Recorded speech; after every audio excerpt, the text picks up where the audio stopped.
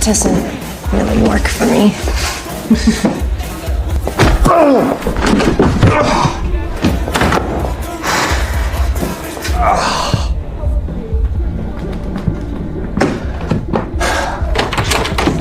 Hey, what the hell is this?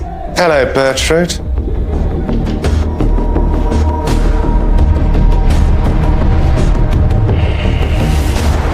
Remember me?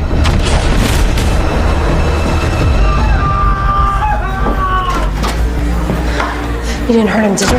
Physically, no, as I promised. Too bad.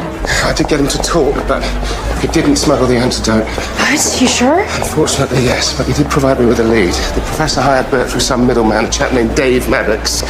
There's a good chance that the professor got the antidotes from him. Detective? Oh, sorry. Okay. Yeah. Yeah, I'm fine.